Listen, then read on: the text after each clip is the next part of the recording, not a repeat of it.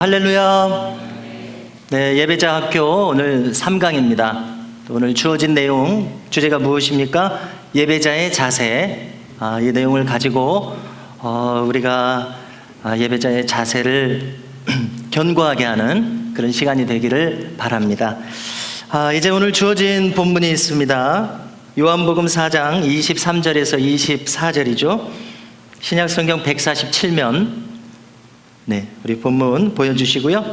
요한복음 4장 23, 24절 한 목소리로 합독을 하겠습니다. 읽습니다. 아버지께 참되게 예배하는 자들은 영과 진리로 예배할 때가 오나니 곧 이때라. 아버지께서는 자기에게 이렇게 예배하는 자들을 찾으시느니라. 하나님은 영이시니 예배하는 자가 영과 진리로 예배할지니라. 아멘. 할렐루야. 예, 우리가 다 잘 아시는 말씀을 가지고 오늘 예배자의 자세에 대해서 나누겠습니다. 자, 환경이 달라졌죠? 예, 우리 좋자고 바꾼 겁니다. 11만 원 들여서. 하얀색이 화면이 잘 안 받아가지고 화면 잘 받는 걸로. 우리 그 유튜브로 보시는 교우들께서도 쾌적하게 보실 수 있도록 그렇게 한 겁니다. 잘했죠? 네. 누가 못했다고 하시겠습니까? 속으로만 하시겠죠? 자, 오늘 자, 우리 이제 요한복음 4장 23, 24절. 자, 이건 무엇입니까? 수가성 우물가의 여인에게 예배하는 장소가 문제가 아니라는 거였습니다. 자기들이 이제 유대인들에게 하도 차별을 받으니까 사마리아 성에다가 사마리아 성전을 이제 지었다는 것이 학자들의 연구 결과예요. 그러니까 사마리아 성전 거기 짓고, 그 다음에 예루살렘은 예루살렘 성전이 있잖아요. 그러니까 어디서 예배해야 되냐고 지금 예수님한테 따지듯이 물은 겁니다. 그랬더니 예수님께서는 이 산에서도 말고 저 산에서도 말고 하나님께 예배할 때가 온다. 근데 그 예배할 때가 오나니 하나님께 예배하는 자들은 이렇게 예배하느니라. 예배하는 방법이 중요하다, 이렇게 말씀하셨습니다. 그러면은 우리가 예배 부름 때마다 이 성경 구절로 예배 부름을 하는데 여기는 정말 예배의 중요한 요소가 들어 있습니다. 24절인데요. 하나님은 영이시니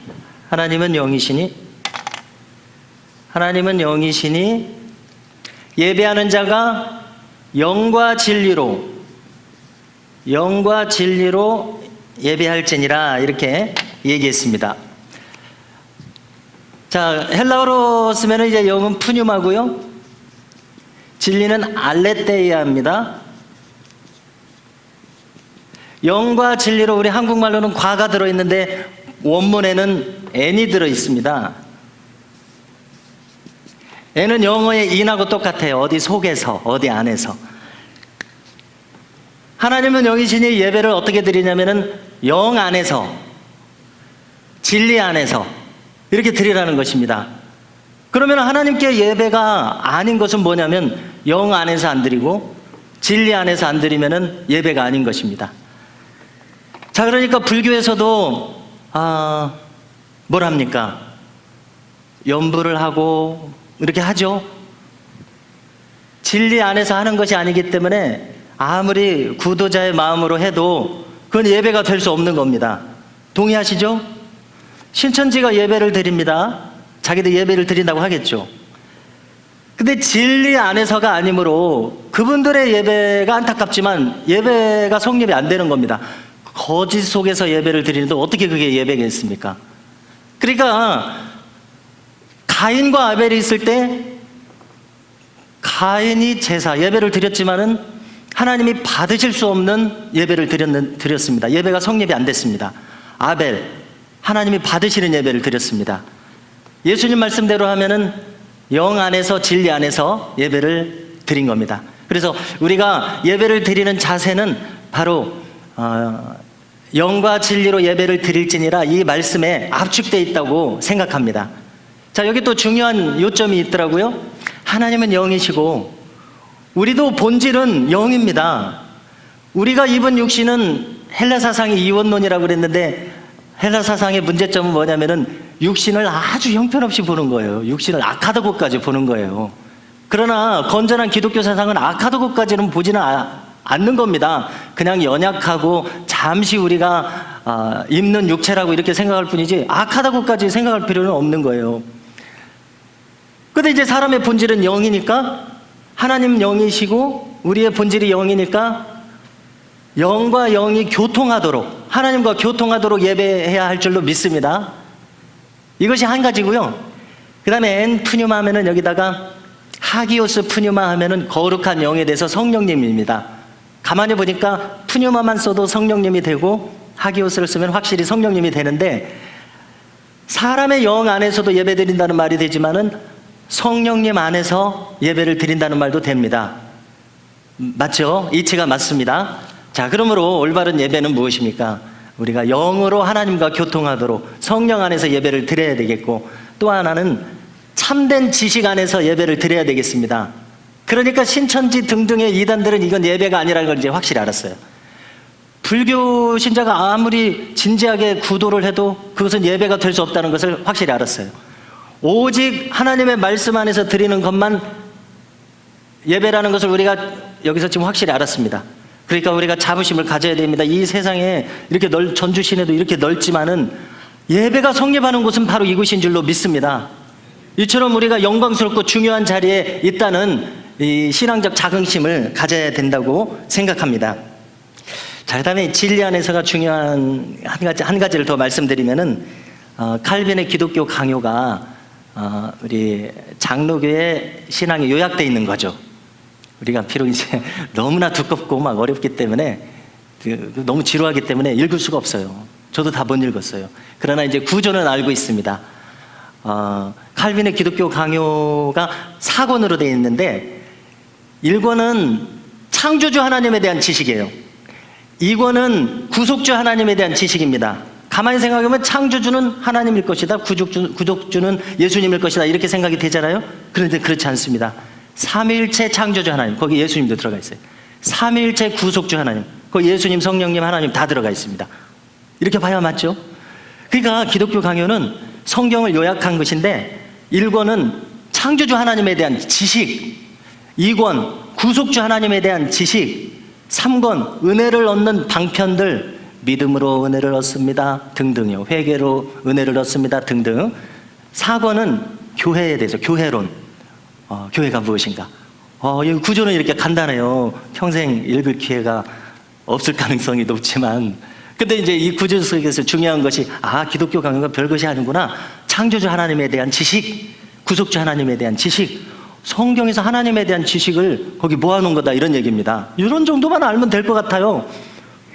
진리 안에서, 참된 성경 지식 안에서 예배를 드려야 예배가 성립한다는 거 참 중요하게 생각이 됩니다.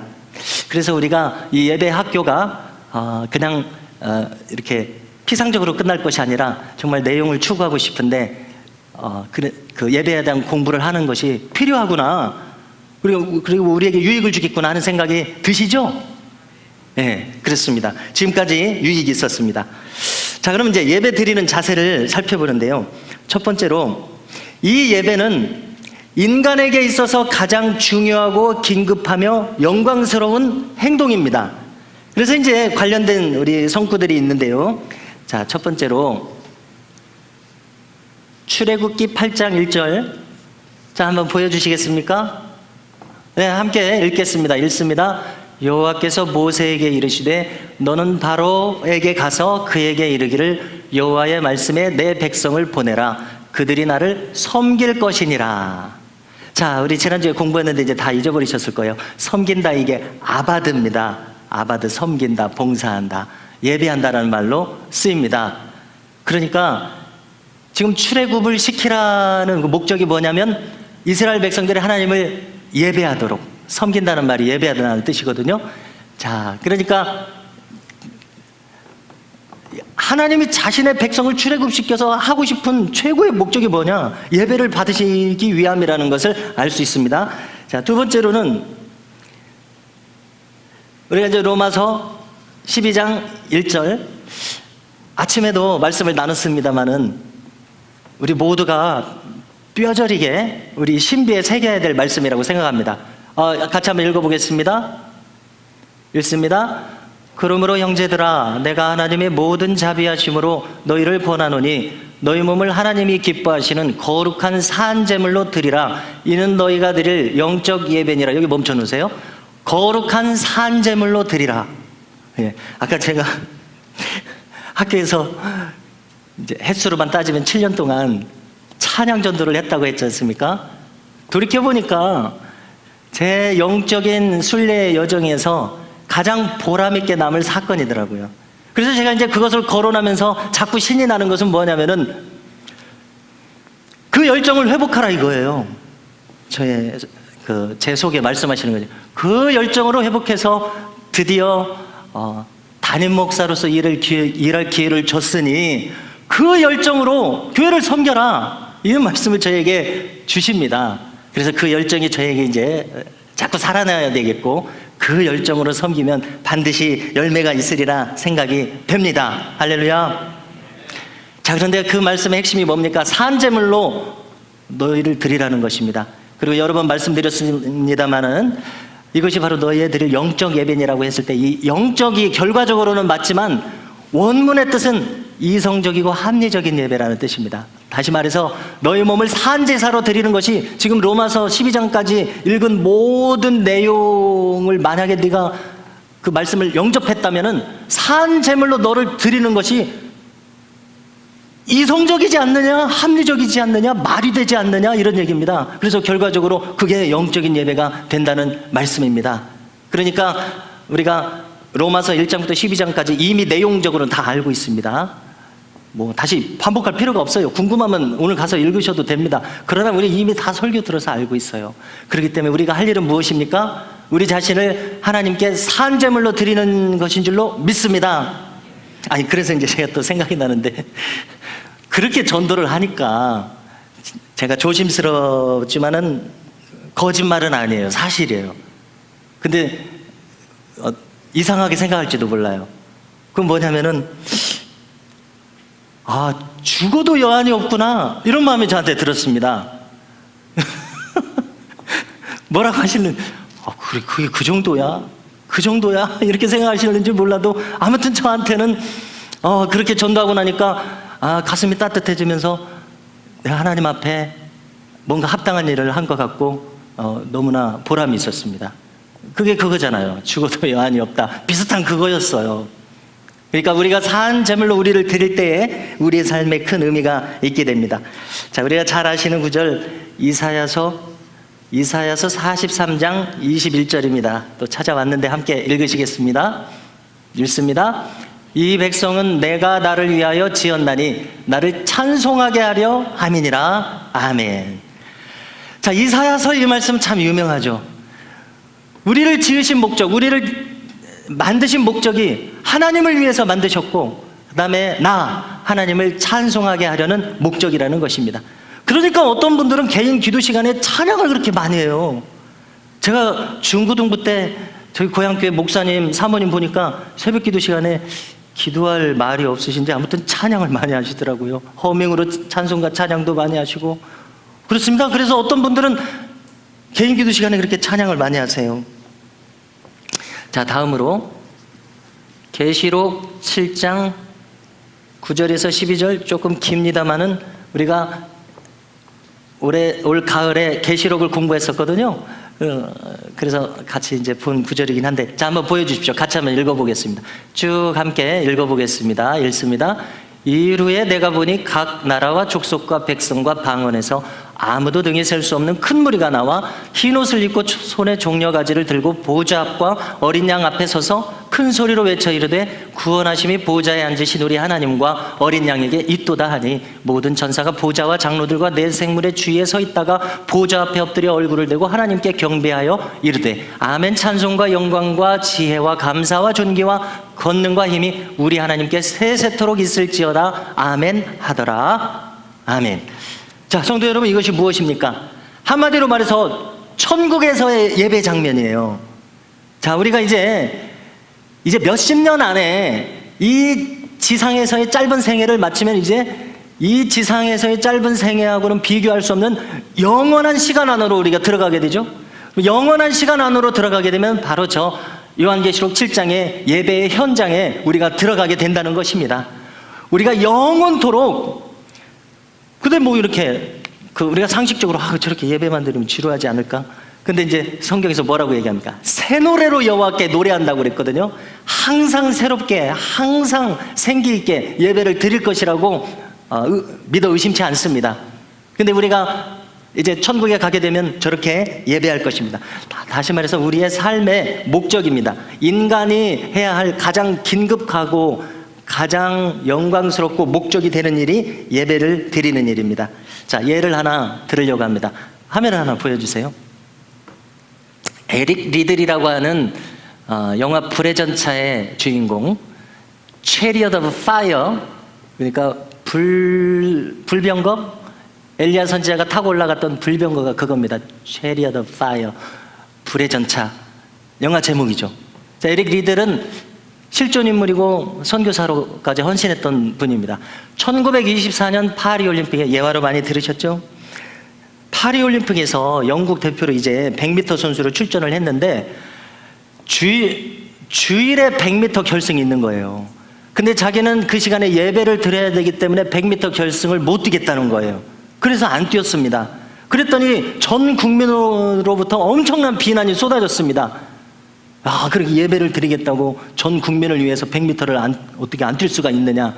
안 뛰었어요. 엄청난 비난이 들어왔어요. 근데 자기 주 종목이 100m인데 주중에 400m가 있었어요. 400m는 자기 주 종목이 아니에요. 그런데 400m를 뛰어서 우승을 했습니다. 할렐루야. 그래서 국민적인 영웅이 됐습니다. 주일날 까먹은 그 명예를 400m에서 우승을 해서 국민적인 영웅이 됐습니다. 그래서 하나님이 갚아주셨고요. 그러니까 이미 그 불명예가 상쇄됐으니까 다 해결이 된 거잖아요. 자, 그러면 우리는 이렇게 생각할 수 있습니다. 요즘 같은 시대에 안 맞는 거 아니야? 너무 심한 거 아니야? 주일에 직장에 갈 수도 있고 일부 예배 드리고 직장에 갈 수도 있고 여러 가지 유도리 있게 할 수 있는데 할 수 있죠. 그렇게 요즘 그렇게들 신앙생활들을 하십니다. 자, 그런데 우리가 여기서 배울 것이 무엇입니까? 에릭 리들이 흔들림 없는 주일 성수의 신앙을 가졌다는 것입니다. 시대가 맞고 안 맞고는 둘째치고 그가 그 흔들림 없는 주일 성수의 신앙을 가졌을 때 그의 그 신앙이 많은 사람들에게 감화를 주고 영화로까지 나와서 감화를 주고 있다는 것은 우리가 부인할 수 없다는 사실입니다. 그리고 하나님께서 바로 갚아주셨잖아요. 그 주에 바로 명예를 회복하게 해주셨고 국민들에게 큰 기쁨을 주도록 하셨잖아요. 얼마나 감사합니까? 우리에게도 그렇게 하실 것이라고 생각이 됩니다. 자, 두 번째로 오직 하나님께만 영광을 돌리는 예배를 드려야 될 줄로 믿습니다. 자, 예배의 자세가 우리가 첫 번째로는 가장 긴급한 것이라는 말씀을 드렸고요. 두 번째로는 오직 하나님께 영광, 오직 하나님께 영광을 돌려야 되겠습니다. 예배 인도자나 다른 것에 집중하지 않고 심지어 내가 은혜 받는 것에도 집중하지 않고 오직 하나님께 우선순위를 두면서 예배를 드려야 될 줄로 믿습니다. 그러니까 우리가 지난 시간에도 함께 나눈 내용입니다만은 내가 은혜 받는 것을 앞세우지 말고, 이치가 맞지 않습니까? 물론 이해는 돼요. 은혜 받아야죠. 오늘 설교에서도 은혜 받아야 되고 찬양에서도 은혜 받아야 되고 기도해야 하면 은혜 받아야 되고 응답 받아야 되고 나를 위한 예배이기도 하니까 당연히 응답 받아야죠. 그러나 순서를 확실히 해야 되겠다는 것을 우리가 이번 예배 학교를 통해서 배울 수 있기를 바랍니다. 누가 은혜 받지 말라고 하지 않았어요.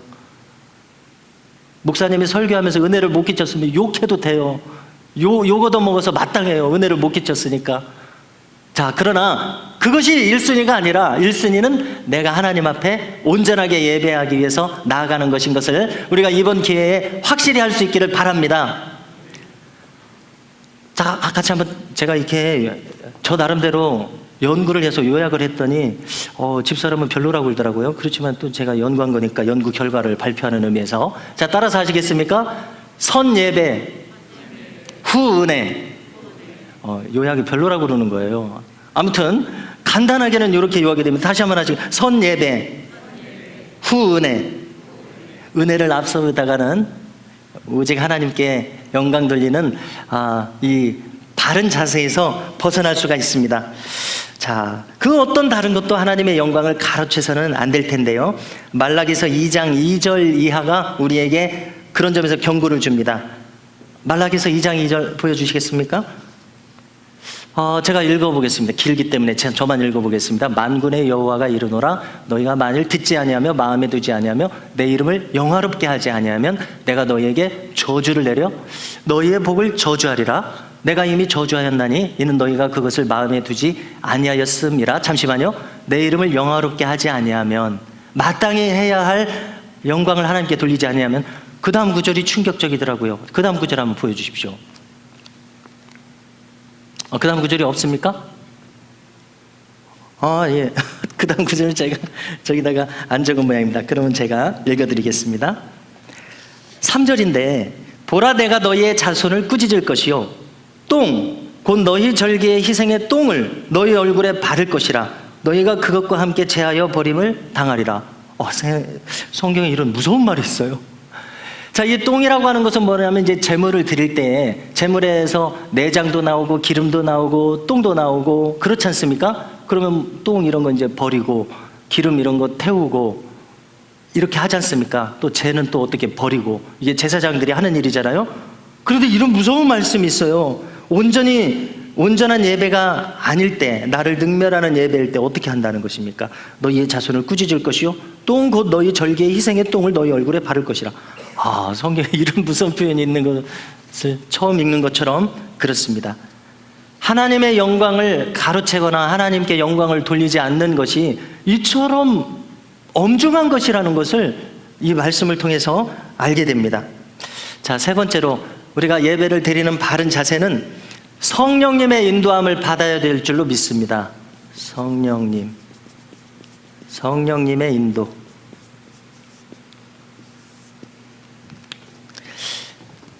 자, 제가 이제 그 내용을 적어왔는데 한번 보여주시겠습니까? 그 다음 페이지. 자, 성령님의 인도하심을 받아야 되는데, 자, 네 가지를 제가 찾아왔습니다.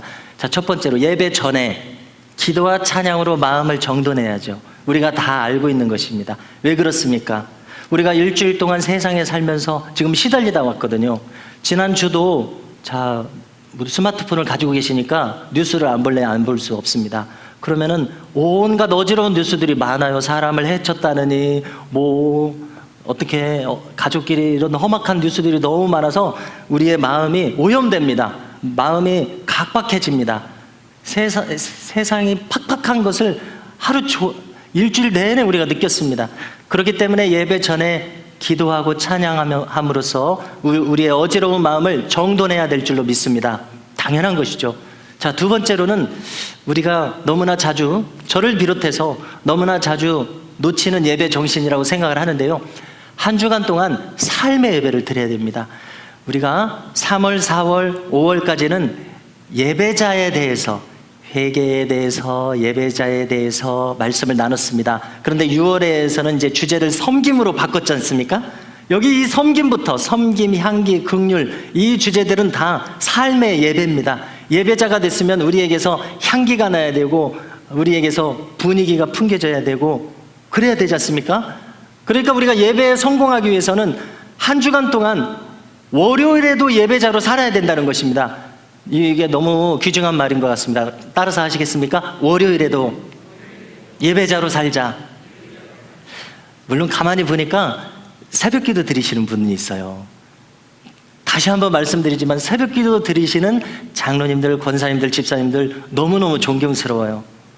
저도 이제 젊은 층이기 때문에 현대인의 삶의 방식을 가지고 있잖아요. 만약에 제가 목회자가 아니면 새벽기도를 어떻게 했을까? 왜 웃어요? 딸. 난 아빠를 잘 알아. 이런 웃음인 것 같아요. 여러분, 그러니까 이 목회자 자리에 갖다 놨으니까 새벽기도를 계속하니까 이 목회자 자리가 은사입니다. 제가 이게 절실하게 느껴요. 특별히 이 담임 목사라는 은사를 왜 성경에도 안 적었나 모르겠어요. 각양 은사 거기에 들어가나 봐요. 담임 목사가 은사라는 걸 제가 깨달았어요. 담임 목사 자리에 갖다 놓으니까 말씀을 안 볼 수가 없죠. 기도를 안 할 수가 없죠. 성도님들 앞에 겸손하기 위해서 애쓰지 않을 수가 없죠. 하나님께서 맡겨주신 일을 감당하기 위해서 생각하지 않을 수 없죠. 이 자리 자체가 은사예요. 할렐루야. 너무나 감사합니다. 제가 이렇게 부목사로 있다 보니까 10여 년 부목사로 있다 보니까 너무 삶이 괴로운 거예요. 하나님께서 나를 뜨겁게 불러주셨는데 이건가? 이게 끝인가? 이렇게 내가 끝나나? 그랬더니 이렇게 우리 또 미담교회가 저를 이렇게 불쌍히 여기셔가지고 저를 불러주셔가지고는 이렇게 일할 기회를 주시니 할렐루야. 저는 큰 은혜 받은 목사인 줄로 믿습니다. 큰 국류를 입은 목사인 줄로 믿습니다. 이건 얼마나 이렇게 신나고 감사하고 그런지 모르겠습니다. 그러니까 우리가요, 이 삶의 예배를 놓쳐버리면은 월요일에도 섬기는 사람이 돼야 되고 화요일에도 섬기는 사람이 이렇게 살다가 또 예배 자리로 와서 우리가 말씀을 계속 보니까 받는 자가 더 받는 원리, 있는 자는 그 있는 줄로 생각하는 것까지도 빼앗기는 원리, 이게 성경의 원리예요. 은혜에서 은혜로, 영광에서 영광으로, 믿음에서 믿음으로 받는 자가 더 받는 원리. 그러니까 우리가 예배에 대해서 말씀을 배우면 배울수록 예배에 대해서 더 깊어지는 예배자가 될 줄로 믿습니다. 더 깊은 예배를 드리는 교회가 될 줄로 믿습니다. 이게 받는 자가 받는 원리예요. 그러니까 한 주간 동안 삶의 예배를 드리기에 힘써야 됐다는 것을 더 절실히 깨닫고요. 세 번째로, 회개함으로 나아옴. 자, 우리 신자에게서 제일 중요한 것은 회개의 정신을 계속 가지고 있는 것이라고 생각합니다. 여러 말 할 것 없습니다. 우리 요한계시록에 보니까 저 성에 들어갈 권세, 새 예루살렘 성, 천국에 들어갈 권세를 받기를 원하는 자는 어떻게 한다고 되어 있냐면은 자기 두루마리를 날마다 빠는 자, 자기 세마포를 날마다 빨아서 새하얗게 유지하는 자. 신앙생활이, 자, 우리가 신앙생활 배울 것이 많다고 그러니까 너무 복잡해지죠. 신앙생활을 요약하고 또 요약하면은 회개생활입니다. 날마다 자기 두루마리를 빠는 자. 왜냐하면은 이 하얀 옷은 잠깐만 1시간 내에도 더러워질 수밖에 없어요. 우리가 그렇게 연약합니다. 여기 있는 목사를 비롯해서 우리가 그렇게 연약합니다. 우리의 생각이 오염되기가 쉽습니다. 그러니까 날마다 이렇게 빠는 거죠. 새벽에 새벽 기도를 나오니까 새벽 기도 시간에 뭐 합니까? 불쌍히 여겨달라는 말이 제일 먼저 나오잖아요. 하나님 불쌍히 여겨주시옵소서. 그래서 새벽 기도 시간에는 이렇게 또 굳세게 신앙이 좋은 사람으로 바뀌었다가 또 이렇게 아침에 돼서 하루 종일 흘러가면서 나도 모르게 이렇게 생각이 흐트러지고 마음이 흐트러지고 그러다가 또 새벽 기도가 되면 또 다시 경건한 사람이 되고 이렇게 지금 되는 것 같아요. 그래서 회개함으로 나아가야 되겠고요. 자, 네 번째로, 성령님을 근심하게 하지 말아야 되겠습니다. 같은 말로는 성령님을 소멸하지 말아야 되겠습니다. 자, 성령님의 은혜가 소멸되는 이유 우리가 다 알고 있습니다.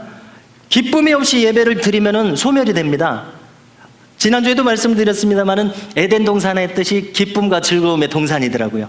자, 그런데 에덴 동산에서 나와서 바로 예배를 드린 사람이 가인과 아벨인데, 가인은 자기 예배가 안 받아진 거 보니까 동생한테 승질냈잖아요. 승질내고 죽이고 싶을 정도로 승질났잖아요. 그러니까 가인이 예배 드렸을 때 가인이 즐겁게 예배를 드리지 않은 것을 유추할 수가 있습니다. 가인이 형식적으로 예배를 드렸겠구나. 사도 요한이 뭐라고 그랬습니까? 가인과 같이 하지 말지니 그랬습니다. 가인이 어떻게 했다는 것입니까? 동생한테 분노해서 때려 죽인 것을 통해서 알 수가 있어요. 짜증과 불만과 마지못함과 이렇게 예배를 드렸을 것입니다. 이게 기쁨이 없이 예배를 드리는 것입니다.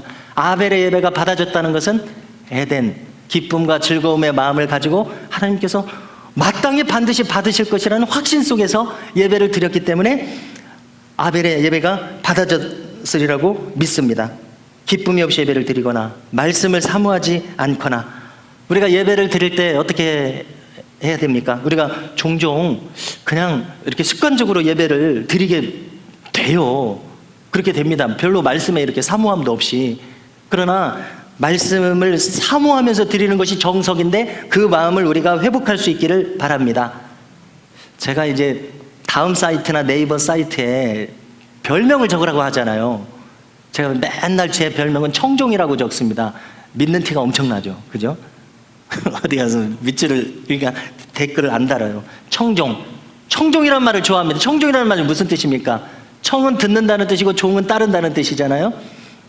헬라어로 히브리어로 보면 샤마입니다. 여기에서 시몬이 나왔습니다. 여기서 영어 이름 사이몬이 나왔습니다. 샤마, 사무엘이 여기서 나왔습니다. 듣는다는 뜻이에요. 얼마나 좋습니까? 주여 말씀하시옵소서 종이 듣겠나이다. 이러한 마음으로 우리가 말씀을 사모하면서 예배를 드려야 될 줄로 믿습니다. 또 이제 기도가 없어질 때가 있습니다. 감사한 마음이 없어질 때가 있습니다. 우리 신앙의 극치는 감사라고 하지 않습니까? 내가 그냥 망했어요. 시험 떨어졌어요. 뭐 엄청난 일을 겪었어요. 그런데 그때도 감사할 수 있다면 신앙의 극치를 가지고 있는 사람이잖아요.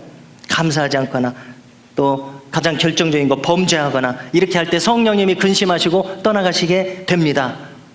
그래서 우리는 성령님이 근심하지 않도록, 성령님을 소멸하지 않도록 하면서 예배를 드려야 되겠습니다. 자, 그런데 이제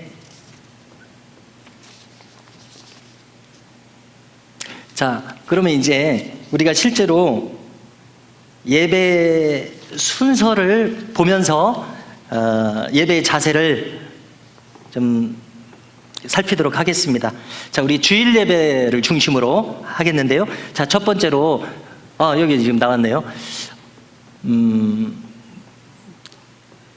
그 예배를 우리 이제 그 예배 학자들이 예배를 일목요연하게 정리하면서 우리가 사중 구조의 예배를 드리고 있다고 설명을 하더라고요. 그래서 쭉 한번 보여드리겠습니다.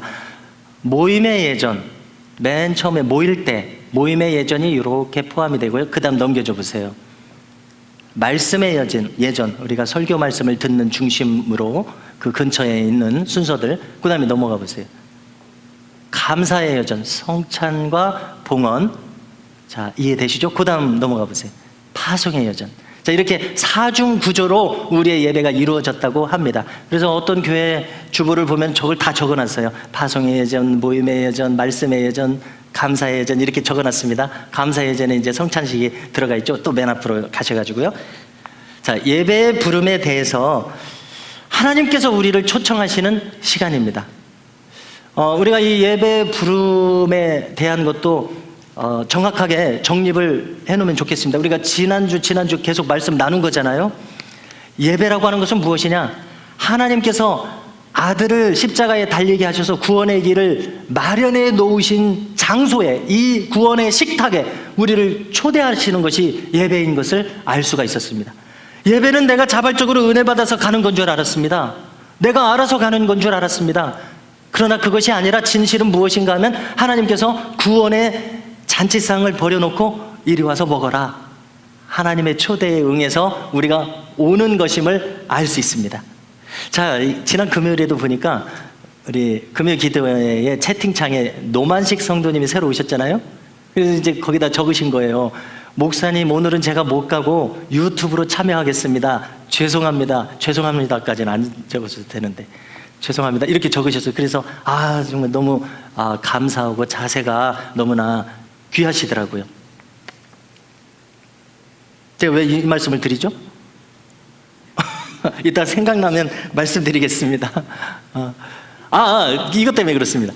우리 구원의 잔치상을 버려놓고 이리 오라 이거죠. 그러니까 가만히 보니까 노만식 성도님이 그동안 그 신앙생활을 잘 못하셨어요. 지금 이 유튜브를 듣고 계실지도 몰라요. 자, 그런데 지난번 우리 전도주의를 통해서 오시게 된 거잖아요. 하나님께서 구원의 자리를 배설해 놓고 오시도록 해서 그 초청에 응해서 오시니까 제가 이런 말씀까지 나눠야 되는지 모르겠습니다만은 그러니까 제가 풀어서 얘기를 할게요. 너무 민망하니까. 이번 기회에 전도가 돼서 와서 너무 좋다는 거예요. 자, 그것은 무엇을 말합니까? 무엇인가 마음에 와닿는 예배를 드렸고 무엇인가 소망을 발견했고 저는 이렇게 이해를 했습니다. 여러분 얼마나 좋습니까? 구원의 잔치상을 버려놨을 때 구원을 받아야 될 영혼이 와서 그 예배에 참여해서 구원을 얻을 소망을 가지는 거 얼마나 귀합니까? 이것이 예배의 부름이라는 것입니다. 그래서 이 예배의 주권은 하나님께 있다는 것을 다시 한번 깨닫게 되고요. 그래서 우리가 아멘하고 응답하면서 나오는 것임을 깨닫게 되고요. 아무나 예배 자리로 나오지 못한다는 것을 깨닫게 됩니다. 자, 그 다음에는 경배 찬송이 있습니다. 성도 여러분, 혹시 느끼셨는지 모르겠어요. 저는 이 경배 찬송을 아주 중요하게 생각합니다. 저는 어떤 마음으로 이 경배 찬송을 드리고 있냐면, 내가 지금 천국에 와 있다는 마음으로 드리고 있어요. 그래서 저는 반주자이면서 동시에 저의 딸이기도 합니다만은 항상 얘기해요. 처지게 반주하지 말아라. 느리게 반주하지 말아라. 장엄하게 반주할지언정 빠르고 경쾌하고 생기 있게. 왜 제가 이것을 요구하느냐? 지금 나는 천국에 있어요. 여러분 그렇게 생각하시기 바랍니다. 경배 찬송은 나는 지금 천국에, 이미 그렇게 생각하시는지도 모르겠어요. 제가 새삼스럽게 얘기하는 것인지도 모르겠습니다. 그래서 경배 찬송은 가장 힘있게, 가장 생기있게. 왜냐하면 예배 부름 직전까지 우리는 집에서 남편하고 아내하고 싸우고 올 수도 있고, 왜 옷을 늦게 입고 화장을 이제 해가지고 이렇게 싸우고 올 수도 있고, 애들이 속 썩여가지고 그럴 수도 있고, 뭐 여러 가지 일들이 있는 가운데 지금 예배 장소로 나오잖아요. 그런데 예배 부름에 응하고 그 다음에 경배 찬송을 드리는 순간 이 세상의 모든 차당한 것들은 다 없어지고 경배 찬송으로 내가 천국으로 바로 들어가는 거예요. 할렐루야. 그리고 모든 근심 걱정이 왜 내 예배에 영향을 줘야 됩니까? 그냥 나는 이제 다 잊어버리고, 지금 부부싸움을 하고 왔을지언정 다 잊어버리고 바로 경배 찬양으로 들어가는 거죠.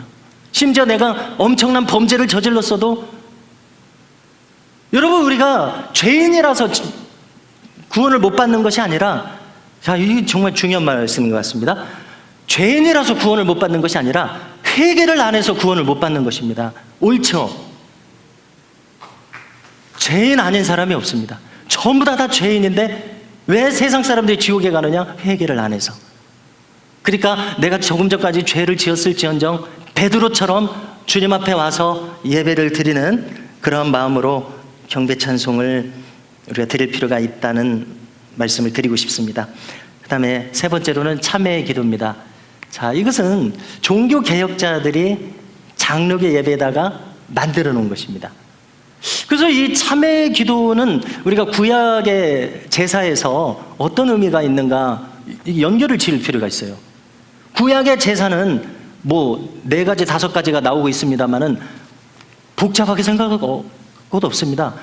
번제에다가 희생제물을 태우는 겁니다. 그렇죠? 번제에다가 왜 희생을 시켜야 되죠?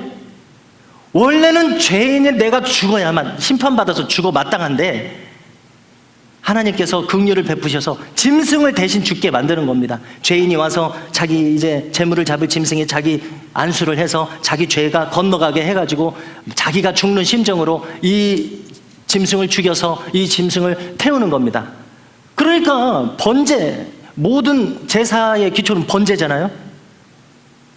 희생제물이 드려지는 그 번제의 의미는 속죄의 의미인 것입니다. 참회의 의미인 것입니다. 그러니까 모든 구약의 제사가 번제인데 당연히 참회의 시간이 있어야죠. 그렇게 생각하시면 될 것 같습니다. 자, 그런데 세상 사람들은 우리를 조롱합니다.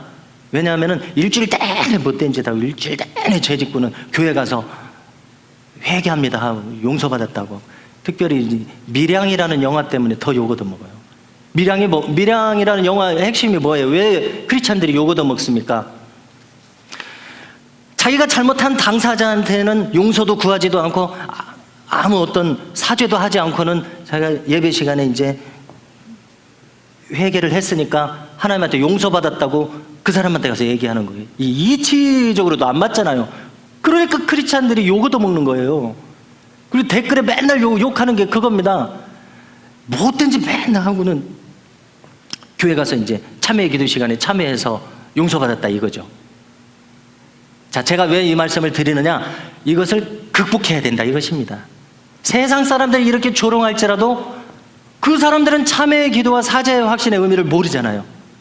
그러나 우리는 참회의 기도와 사죄의 확신을 분명하게 이해를 해서 매번 주일 예배를 드릴 때마다 이 시간이 구약으로 치면은 온전히 번제가 드려져야 되는 시간이니까 이것이 비록 짧을지라도 우리는 이 시간에 진실되게 임해서 하나님 앞에 속죄하는 마음으로 나아가고 사죄의 확신을 얻는 시간이 될 수 있기를 주님의 이름으로 축원합니다. 그래서 저는 이 참회의 기도 시간과 사제의 확신 시간을 너무나 소중하게 생각하게 됐고요. 우리 교우들도 다 그렇게 이해하시고 참여하셨으면 좋겠다는 생각을 합니다. 다시 한번 거듭 말씀드립니다.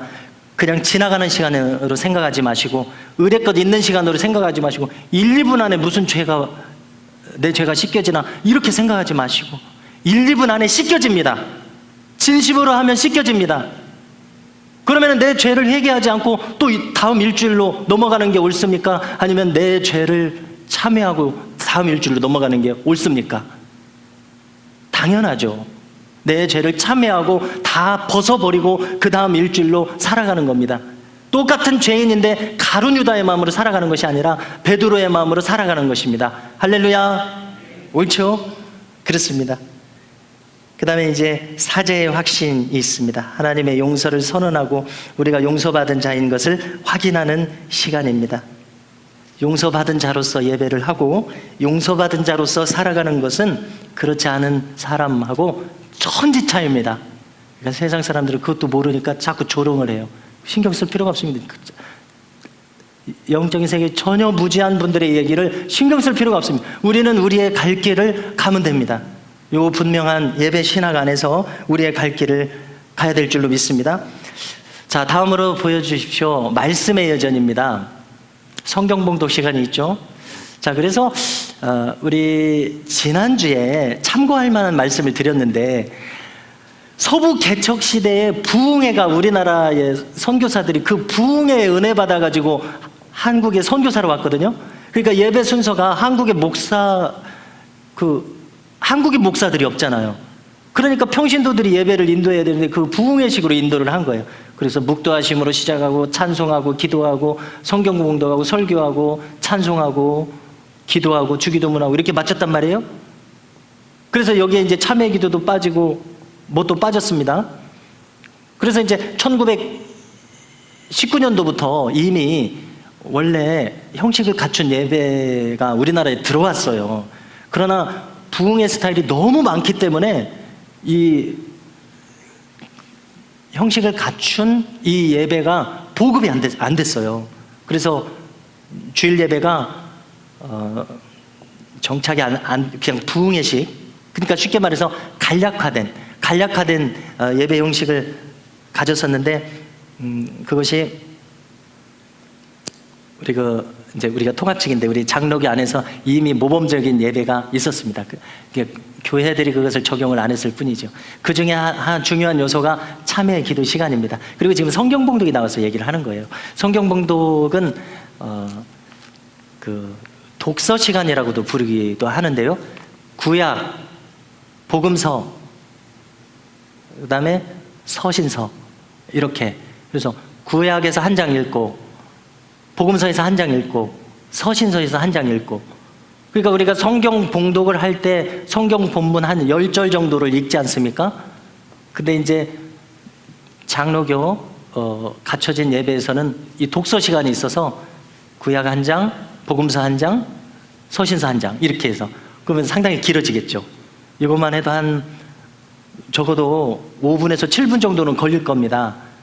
근데 이 정도 걸리는 것인데, 근데 이제 그렇게까지 하지 않고 성경 봉독만 하고 있습니다.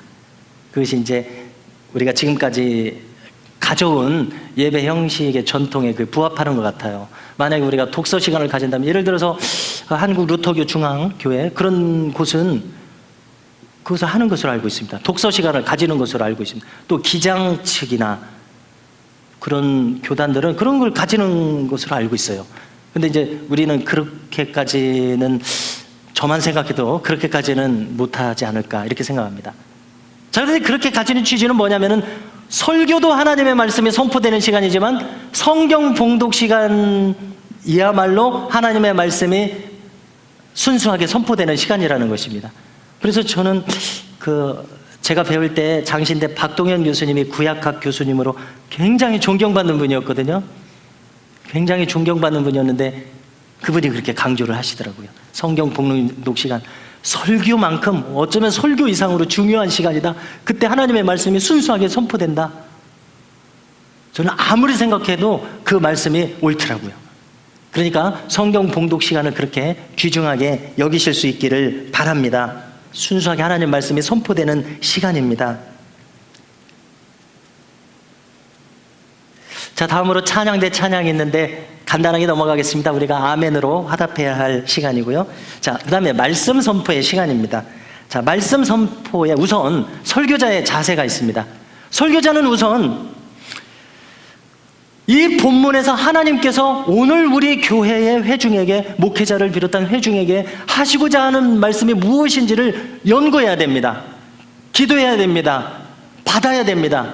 그래서 오늘 같은 경우는 어떤 말씀을 받았습니까? 제가 우리 교회를 대표해서 오늘 본문을 가지고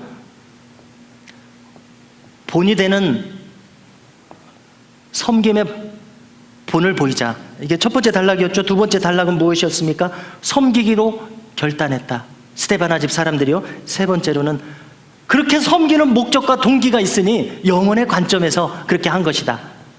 이 세 가지를 요약을 해서 하나님의 말씀이라고 선포를 했고, 그 다음에 설교자는 하나님의 말씀을 찾을 뿐만 아니라 그것을 어떻게 실천할지를 성도들과 나눠야 됩니다.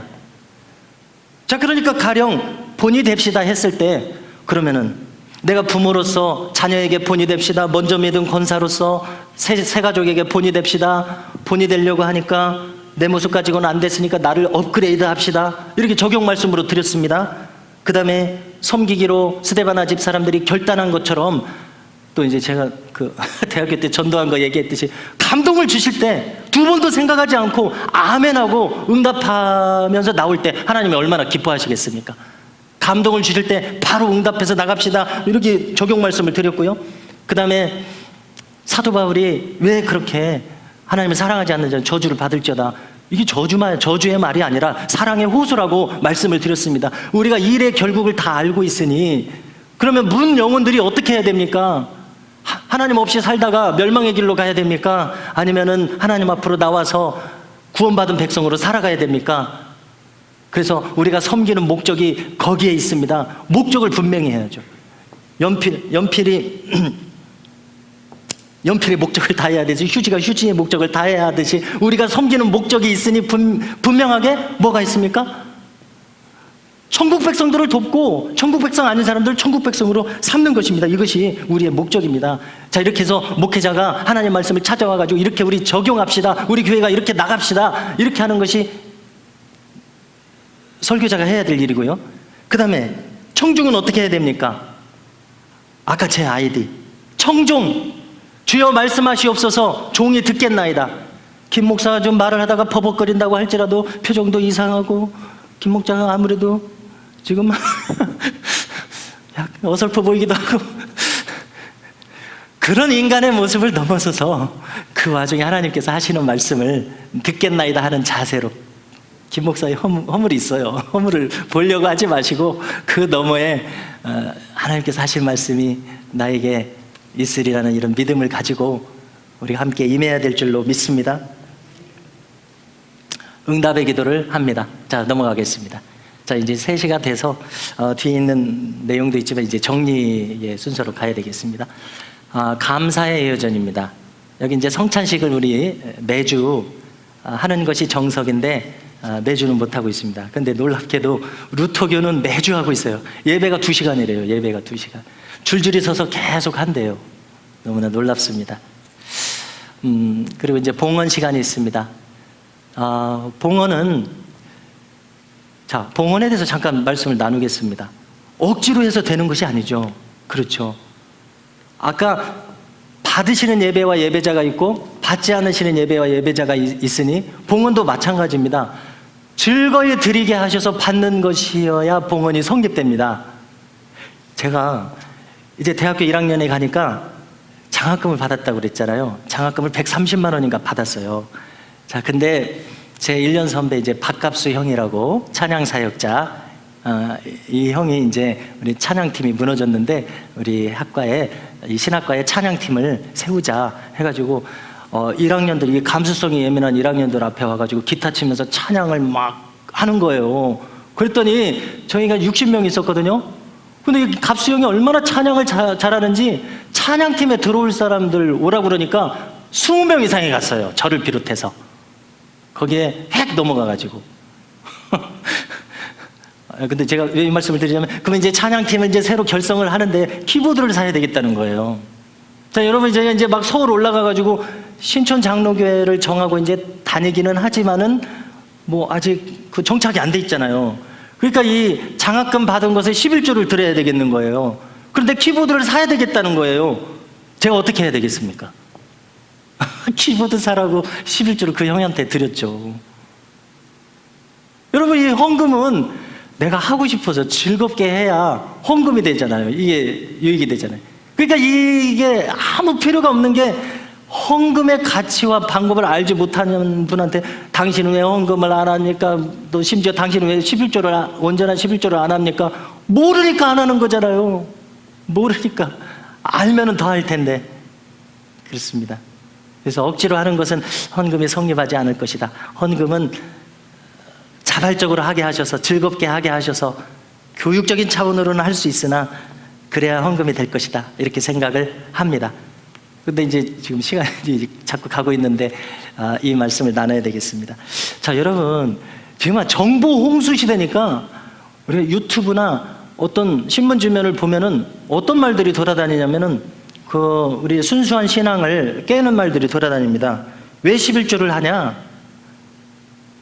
구약시대에 11조는 가난한 사람들을 위해서 세금 개념으로 드렸고, 어쩌고 저쩌고 이렇게 똑똑한 소리를 하는 사람들이 있어요. 얼마나 똑똑한지 몰라요. 아마 박사학위 받았을 거예요.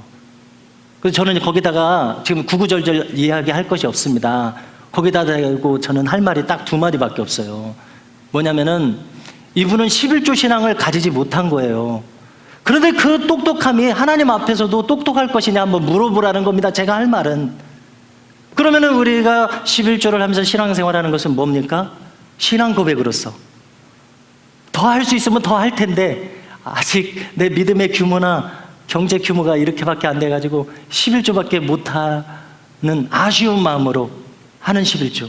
10에 2조도 하고 싶고 더 하고 싶지만은 더 드리는 기쁨이 있잖아요.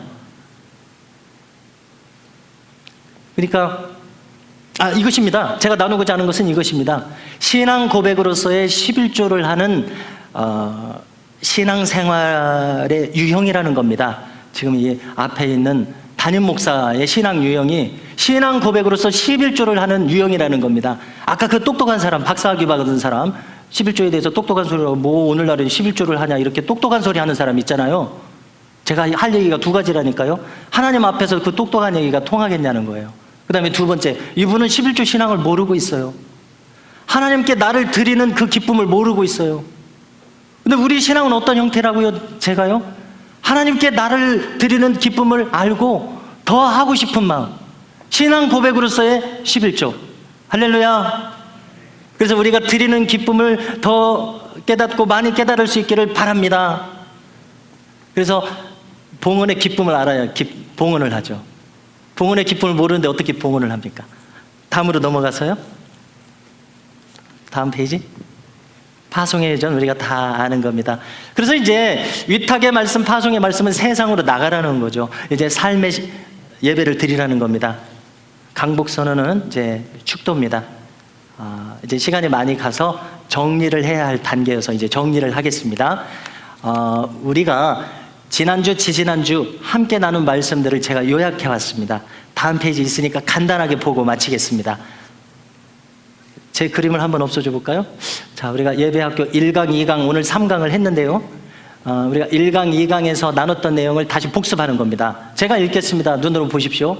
자, 예배는 하나님의 일입니다. 십자가 구원을 행하신 하나님께서 우리를 초청하시는 것이 예배의 부름입니다. 넘어가겠습니다.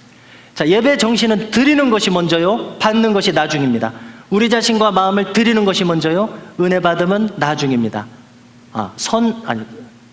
선경배 후 은혜. 집사람이 저를 혼낸 요약. 3번. 예배는 하나님의 가치에 합당한 영광을 돌리는 일입니다. 마땅하죠? 4번째. 예배를 드릴수록 하나님의 속성과 성품을 닮아가야겠습니다. 옳은 말씀이고요. 자, 5번째. 우리가 지난주 나눈 거. 받으시는 예배자가 있고 받지 않으시는 예배, 받을 수 없는 예배, 받을 수 없는 예배자가 있다는 것을 우리가 잘 알았으면 좋겠습니다. 자, 여섯 번째. 자, 여섯 번째는 우리가 이제 전반적으로 준비하면서 제가 나누고 싶은 것인데, 예배는 거룩한 시간 낭비이다. 거룩한 낭비입니다. 옥합을 깨트린 여인처럼.